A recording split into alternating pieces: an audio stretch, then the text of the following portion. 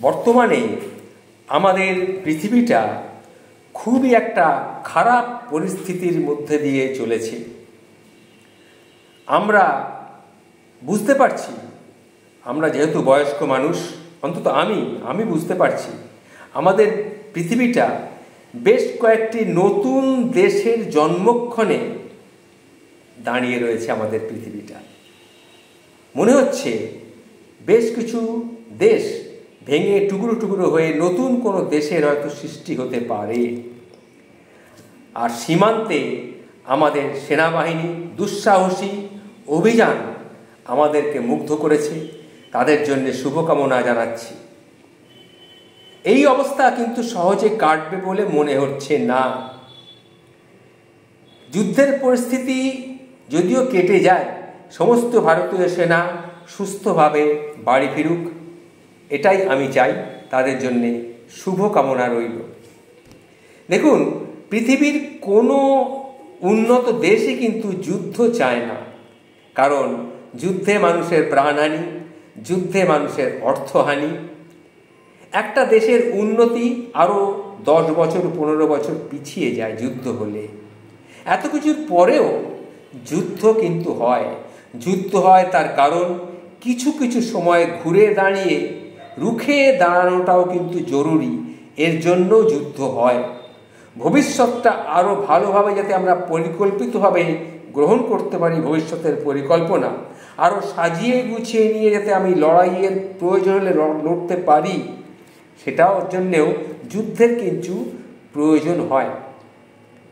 এই ব্যাপারে আমি একটা ছোট্ট ঘটনা আপনার সামনে বলছি, তাহলে কিন্তু আমি যে আমার কথাগুলো বুঝতে সুবিধা হবে। আমি কিন্তু আপনারা খেয়াল করে দেখবেন, আমি যখনই কোনো কথা আপনার সামনে বলতে যাই, সেটা হয়তো মানুষকে জ্ঞান দিলে মানুষ কিন্তু শোনে না, কিন্তু তার পেছনে যদি কোনো একটা বাস্তব ঘটনা তুলে ধরা যায়, মানুষ সেটা শুনতে আগ্রহী হয়। তাহলে স্যার মানুষ এটাকে একটা জ্ঞান বলে ভাবে না। এই যে আমি কথাগুলো বললাম, যুদ্ধ করা ঠিক নয়, কোনো উন্নত দেশই যুদ্ধ চায় না, কিন্তু তবুও যুদ্ধের প্রয়োজন আছে মাঝে মাঝে। কেন, সেটাই একটা ঘটনার মাধ্যমে আমি উল্লেখ করছি। অর্থাৎ তাতে করে নিজের দেশকে প্রস্তুত রাখার জন্য ছোটোখাটো যুদ্ধ থাকা প্রয়োজন। এই ব্যাপারে যে ঘটনাটা সেটা বলছি, সেটা হচ্ছে জাপানের একটা ঘটনা। জাপানের একটা পাহাড়ি অঞ্চলের একটা গ্রাম, সেই গ্রামে বাস করতেন হিরোশি নামে একজন মানুষ। একসময় তিনি ছিলেন সামুরাই। এখন তার বয়স হয়েছে। অবসরের পর নিজের ছোট্ট বাড়ির সামনের বাগানে তিনি গাছেদের যত্ন নেন। এইভাবেই তার দিনটা কেটে যায়।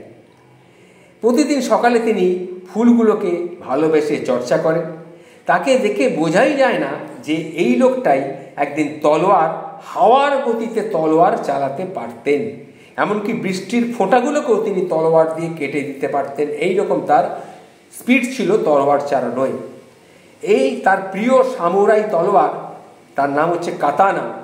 এটা সবার অলক্ষ্যে তিনি এটা নিয়ে অভ্যেস করতেন, সেটার যত্ন নিতেন।